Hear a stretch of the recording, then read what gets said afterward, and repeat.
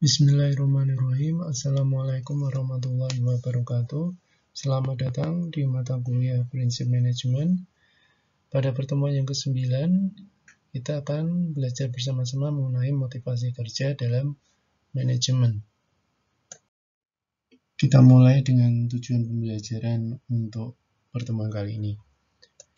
Yang pertama, untuk mengetahui definisi dari motivasi kerja, kemudian menjelaskan pandangan-pandangan yang berkaitan dengan motivasi kerja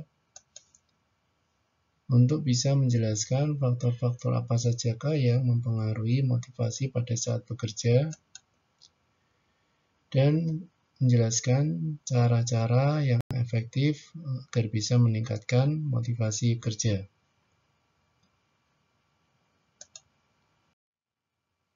Pengertian motivasi kerja atau definisi motivasi kerja, jadi ada beberapa pendapat para ahli mengenai apa sebenarnya motivasi. Yang pertama dari pakar yang bernama George R. Terry. Jadi motivasi kerja ini keinginan diri dalam diri seseorang yang mendorongnya untuk bertindak sesuatu. Jadi motivasi ini adalah keinginan dalam diri yang membuat seseorang untuk bergerak melakukan sesuatu. Kemudian pendapat menurut John R. Smerholm, jadi motivasi kerja ini adalah pendorong di dalam individu yang berpengaruh atas tingkat, arah, dan gigihnya upaya seseorang dalam pekerjaannya. Jadi menurut John R. Smerholm, motivasi ini sangat mempengaruhi atas peningkatan atau arah dari seseorang dalam melakukan pekerjaannya. Berhasil atau tidaknya seseorang dalam bekerjanya sangat dipengaruhi oleh motivasi bekerja. Lalu menurut Alan Abramowitz, motivasi kerja ini adalah kekuatan yang menyebabkan individu bertindak dengan cara-cara tertentu. Nah, kesimpulan dari pengertian-pengertian motivasi kerja yang disuarakan oleh para pakar tersebut adalah motivasi kerja ini dorongan dalam diri seseorang yang mempengaruhinya pada tindakan-tindakan yang diambil untuk mencapai tujuan-tujuan tertentu. Jadi apabila kita melakukan sesuatu, pastilah ada dorongan atau penggerak. Nah, itulah yang dinamakan motivasi. Jadi penggerak dalam diri kita untuk melakukan sesuatu. Kenapa kita bekerja, kenapa kita melakukan pekerjaan ini, atau kenapa kita kuliah, kenapa kita kuliah mengambil jurusan ekonomi atau jurusan yang lain, pasti ada motivasi tersendiri. Kenapa saya ingin cepat lulus? Mungkin motivasinya adalah ingin cepat mendapatkan pekerjaan yang layak, mendapatkan gaji yang bagus atau baik atau layak, atau motivasinya membantu orang tua. Kemudian kenapa saya tidak kuliah? Mungkin motivasinya bukan untuk kuliah, tapi mungkin saja untuk membantu orang tua. Jadi ada beberapa macam motivasi yang mempengaruhi seseorang, dan tiap individu pasti motivasinya berbeda-beda walaupun mempunyai pekerjaan yang sama. Mungkin saja seseorang sama-sama berkuliah di jurusan manajemen di Fakultas Ekonomi, tapi antara satu individu dengan individu yang lain pasti mempunyai motivasi yang berbeda kenapa memilih jurusan tersebut. Begitu juga dalam pekerjaan. Walaupun sama-sama bekerja dalam suatu bidang yang sama, pasti mempunyai motivasi yang berbeda. Jadi motivasi ini merupakan kekuatan pendorong yang akan mewujudkan perilaku untuk mencapai kepuasan diri. Jadi kalau tidak ada motivasi, mungkin seseorang tidak bersemangat atau tidak bergairah dalam melakukan pekerjaan. Ketika seseorang tidak mempunyai motivasi atau tidak bergairah dalam bekerja, tidak bersemangat, pasti hasilnya juga akan dipengaruhi. Bisa saja hasilnya akan menjadi tidak baik, hasil pekerjaannya tidak baik, dan bisa mengakibatkan ketidakpuasan atasan, sehingga nanti bisa menyebabkan teguran atau mendapatkan hukuman dari atasan karena tidak melakukan pekerjaannya dengan baik, karena kurangnya motivasi dalam diri seseorang. Tiap-tiap organisasi atau perusahaan mempunyai pandangan-pandangan yang berkaitan dengan motivasi. Nah, di antaranya kita akan bahas sebagai berikut. Yang pertama yaitu model tradisional. Apa itu model tradisional? Jadi model ini menganggap pada dasarnya pekerja atau karyawan ini semuanya pemalas ya, dan hanya bisa dimotivasi dengan uang. Jadi karena itu digunakan sistem pengupahan insentif supaya bisa memotivasi pekerja atau karyawan. Jadi lebih banyak berproduksi akan lebih banyak menerima upah atau penghasilan. Jadi model tradisional ini memotivasi para karyawan atau para pekerja dengan uang. Jadi model ini karena modelnya masih tradisional sesuai namanya, jadi memang menganggap semua karyawan atau pekerja itu memang bekerja semata-mata karena uang, tidak ada hal yang lain. Karena itu hanya bisa dimotivasi oleh uang. Kemudian yang kedua, model hubungan manusiawi. Di sini manajer memotivasi bawahan melalui pemenuhan kebutuhan sosial supaya membuat mereka merasa berguna atau penting. Jadi di sini karyawan diberi kebebasan untuk membuat keputusan sendiri dalam pekerjaannya. Jadi ini dijalin melalui suatu komunikasi atau benar-benar memperlakukan para bawahan atau para pekerja dengan sangat manusiawi sehingga mereka merasa dihargai atau menjadi motivasi tersendiri bagi mereka untuk bisa menunjukkan bahwa mereka ini berguna.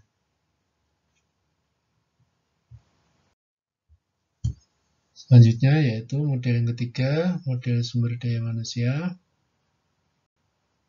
Di sini karyawan dimotivasi banyak faktor, jadi tidak hanya uang atau keinginan untuk mencapai kepuasan, tapi juga kebutuhan untuk berprestasi dan memperoleh pekerjaan yang berarti.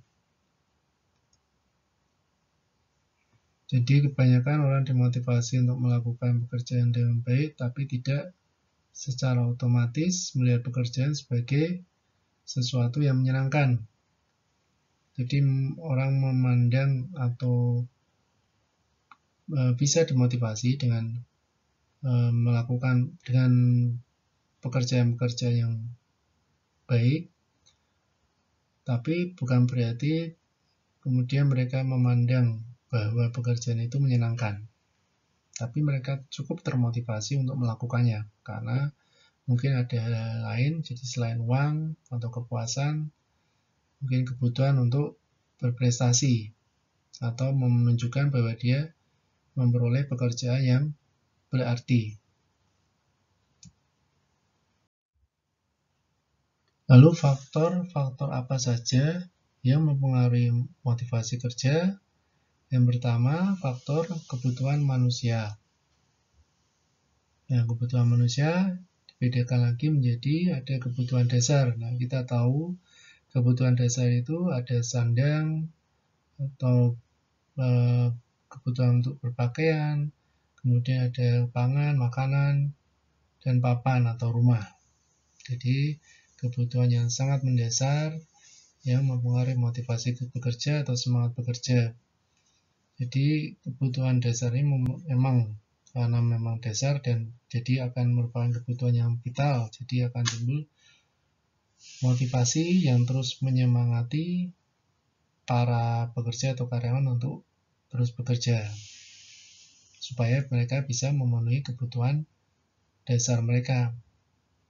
Memang ada beberapa yang mungkin pekerja yang tidak menyukai pekerjaannya karena tidak sesuai dengan hasratnya atau passionnya, tapi dikarenakan keinginan untuk memenuhi kebutuhan dasarnya, mereka jadi termotivasi kembali untuk bekerja dengan baik.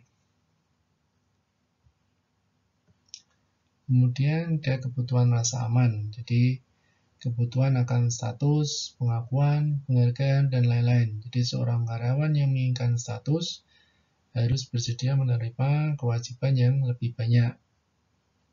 Jadi di sini maksudnya adalah ketika seseorang ingin mendapatkan pengakuan dari lingkungan sekitar akan statusnya bahwa dia mempunyai pekerjaan yang layak atau pekerjaan yang baik atau kedudukan atau pangkat yang baik, otomatis dia akan mempunyai kewajiban yang lebih banyak.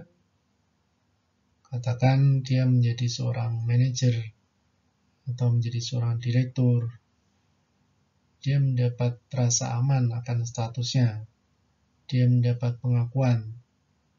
Tapi kedudukan atau pangkat manajer atau direktur pastilah membuat dia mempunyai kewajiban yang lebih banyak, membuat ruang lingkup pekerjaannya menjadi luas atau tanggung jawabnya semakin tinggi. Itu adalah konsekuensinya. Kemudian faktor yang ketiga yaitu faktor kebutuhan manusia yang ketiga itu faktor kebutuhan sosial. Jadi kebutuhan sosial ini menurut Robert Carlson adalah salah satu cara meyakinkan karyawan supaya betah bekerja. Jadi pada dirinya ini memiliki banyak mitra di organisasi. Jadi kebutuhan sosial yaitu di mana manusia pasti membutuhkan manusia lainnya, membutuhkan teman. Jadi ketika seseorang bekerja tapi dia merasa sendiri, akan sangat sulit baginya untuk bisa terus bekerja karena dia merasa tidak punya partner atau merasa tidak punya teman atau mitra di perusahaan dia tempat bekerja. Tapi ketika seseorang mempunyai banyak teman di dalam perusahaan tempat dia bekerja atau mempunyai banyak mitra, dia akan membuat dia termotivasi atau motivasinya menjadi terangkat karena dia merasa nyaman. Jadi ketika dia merasa nyaman karena dikelilingi oleh banyak teman yang baik, dia akan termotivasi untuk bisa bekerja dengan baik. Kemudian faktor yang kedua yaitu faktor kompensasi. Jadi segala sesuatu yang diterima karyawan sebagai balas jasa dia bekerja di perusahaan itu. Jadi seorang karyawan atau seorang individu ketika bekerja di perusahaan, dia akan menyumbangkan jasanya bagi perusahaan dan sebagai balas jasa dari dia bekerja di situ, perusahaan akan memberikan kompensasi. Kompensasi tentunya berupa uang atau gaji. Jadi apabila kompensasi ini diberikan dengan benar sesuai dengan aturan-aturan yang ada, maka karyawan akan menjadi puas dan lebih bersemangat lagi atau termotivasi lagi untuk mencapai sasaran organisasi. Nah, kompensasi ini penting bagi karyawan karena kompensasi mencerminkan nilai karyawan itu sendiri, keluarga, dan masyarakat. Jadi ketika seseorang mempunyai pangkat yang tinggi dalam perusahaan tetapi dia tidak diberikan kompensasi sesuai dengan kepangkatannya, otomatis dia akan merasa kecewa dan tidak melakukan pekerjaannya dengan baik atau tidak termotivasi untuk melakukan pekerjaannya dengan benar. Nah, kemudian faktor yang ketiga yaitu faktor komunikasi. Jadi di sini komunikasi perlu dijalin secara baik antara atasan dengan bawahan atau sesama bawahan. Karena dengan komunikasi yang lancar jadi menjadikan arus komunikasi lancar, menghindari miskomunikasi, sehingga mengakibatkan kesimpangan siuran dalam pekerjaan ini bisa diminimalisir. Ketika seseorang melakukan kesalahan pekerjaan karena miskomunikasi, biasanya dia akan mendapat sanksi karena tidak menjalankan pekerjaan sesuai dengan arahan atasan. Ketika dia mendapatkan sanksi atau teguran, otomatis dia mempengaruhi motivasi dia dalam bekerja. Yang keempat yaitu faktor kepemimpinan. Jadi menurut Arep dalam manajemen personalnya, kepemimpinan ini adalah kemampuan seseorang untuk menguasai atau mempengaruhi orang lain atau masyarakat yang berbeda-beda menuju pencapaian tertentu. Jadi untuk mempengaruhi serta memotivasi orang lain, maka dalam penerapan MSDM digunakan beberapa gaya kepemimpinan seperti demokratis, diktator, dan paternal. Jadi gaya kepemimpinan ini akan diterapkan, tiap perusahaan akan berbeda. Tiap perusahaan mempunyai kebijakan sendiri untuk menerapkan gaya kepemimpinan seperti apa yang sebaiknya dipakai supaya bisa mempengaruhi motivasi kerja. Ada perusahaan yang menggunakan gaya kepemimpinan yang seperti diktator. Mungkin gaya kepemimpinan diktator ini memang sudah banyak ditinggalkan atau karena lebih banyak minusnya, lebih banyak tidak baiknya karena mempengaruhi motivasi bekerja yang tidak baik. Tapi ada beberapa perusahaan yang masih menggunakan pendekatan ini karena perusahaan itu merasa motivasi bekerja karyawan justru bisa ditingkatkan dengan gaya kepemimpinan seperti ini. Nah, jadi ini semuanya tergantung kepada kebijakan dari perusahaan masing-masing. Kemudian faktor yang kelima yaitu faktor pelatihan. Jadi pelatihan ini adalah upaya untuk meningkatkan kemampuan karyawan dalam bekerja.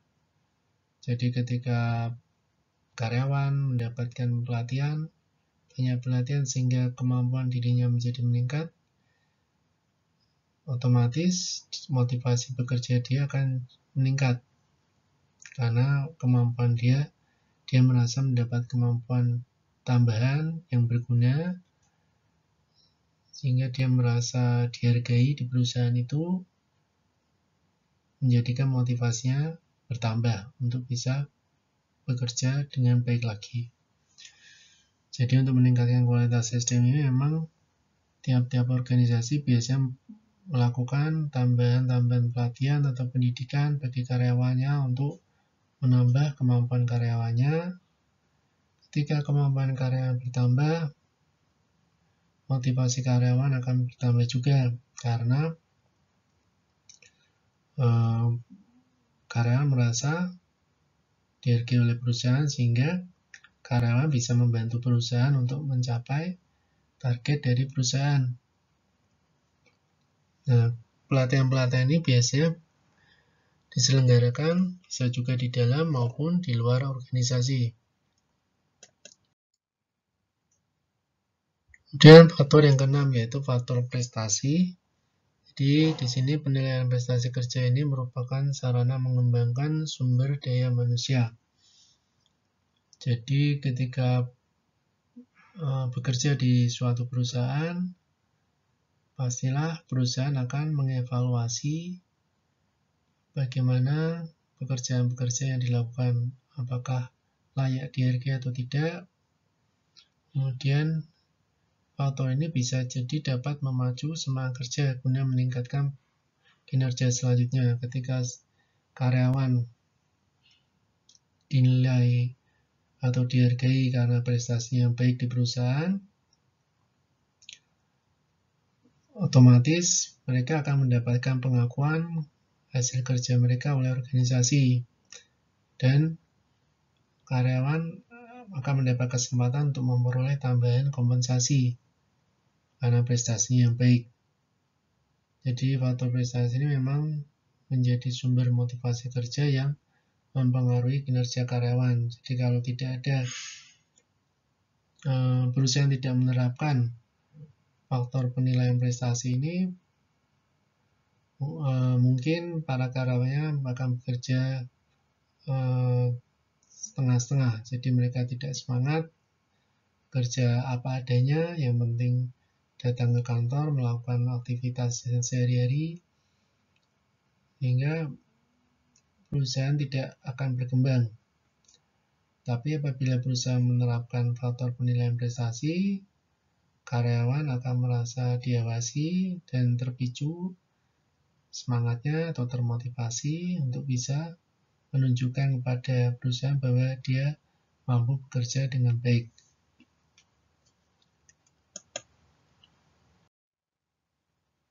Bagaimana cara meningkatkan motivasi bekerja? Yang pertama yaitu dengan cara memotivasi dengan membangun kepuasan. Bagaimana dia membangun kepuasan ini? Dengan cara membuat lingkungan kerja yang nyaman dan menarik, sehingga dengan lingkungan yang nyaman pastinya karyawan akan merasa nyaman juga dan fokus, sehingga fokus dalam bekerja. Karyawan bisa fokus dan menunjukkan kemampuan bekerja dengan maksimal. Ketika seseorang merasa nyaman, kemudian puas dengan keadaan atau lingkungan di tempat dia bekerja, dia akan termotivasi, dan motivasi kerja ini akan selalu terjaga, sehingga akan memberikan hasil yang maksimal. Sebagai contoh, ketika mungkin kita belajar atau kuliah di universitas yang nyaman, kemudian di universitas ada perpustakaan yang juga nyaman untuk belajar, maka para mahasiswa pastinya akan merasa nyaman hingga termotivasi, sehingga mereka dapat belajar dengan baik. Kemudian motivasi karyawan melalui apresiasi. Dengan memberikan apresiasi ini akan menjaga motivasi karyawan supaya bisa bekerja dengan lebih baik lagi. Jadi manajer dapat meningkatkan motivasi dengan memberi perhatian secara personal atau memberikan tepukan di punggung ketika dia bawahannya melakukan pekerjaan dengan baik. Kemudian memberikan sedikit catatan, tulisan tangan yang mungkin isinya memberikan selamat atas hasil kerjanya yang baik, atau komentar-komentar singkat yang menunjukkan apresiasi pada karyawannya. Cara yang ketiga yaitu motivasi melalui pengakuan. Jadi sebagian orang mampu melakukan apapun hanya untuk mendapatkan pengakuan. Nah, ini bisa jadi senjata rahasia seorang manajer untuk memotivasi kerja karyawannya. Pengakuan ini diibaratkan merupakan hadiah emosional untuk kerja mereka, seperti mengakui keunggulan karyawan di tempat kerja, memberikan penghargaan atas keberhasilannya mencapai target penjualan, atau bahkan penghargaan untuk kehadiran dan kedisiplinan. Kemudian motivasi karyawan melalui inspirasi, atau cara meningkatkan motivasi kerja yang keempat, yaitu melalui inspirasi. Jadi inspirasi ini bisa didapat melalui mungkin perusahaan mempunyai visi, misi yang sangat menginspirasi sehingga bisa memotivasi karyawan untuk bekerja. Misi yang jelas ini membuat karyawan bersemangat dan bergairah dalam bekerja. Jadi supaya karyawan bisa terinspirasi melalui visi misi perusahaan, para atasan harus mampu atau memastikan karyawan bisa memahami misi. Dan ini dilakukan dalam memenuhi misi perusahaan sehingga hubungan antara misi dan nilai individu serta tujuan dari karyawan bisa tercipta dengan baik. Kemudian yang kelima, motivasi karyawan melalui kompensasi. Jadi motivasi ini bisa dalam bentuk kenaikan gaji, pemberian bonus kinerja, komisi, bagi hasil, dan pembagian hadiah lain seperti mobil, motor, liburan, atau barang-barang lain yang dapat digunakan sebagai hadiah. Jadi namun tidak semua orang dapat termotivasi oleh faktor-faktor yang sama, jadi harus ada kombinasi faktor. Nah, biasanya perusahaan memang melakukan kombinasi berbagai macam cara untuk meningkatkan motivasi kerja, jadi tidak hanya satu cara, jadi melakukan kombinasi antara 5 cara ini supaya karyawan bisa terus termotivasi untuk bekerja dengan baik. Nah, demikianlah materi kali ini, materi yang dapat saya sampaikan, semoga dapat bermanfaat. Terima kasih. Wassalamualaikum warahmatullahi wabarakatuh.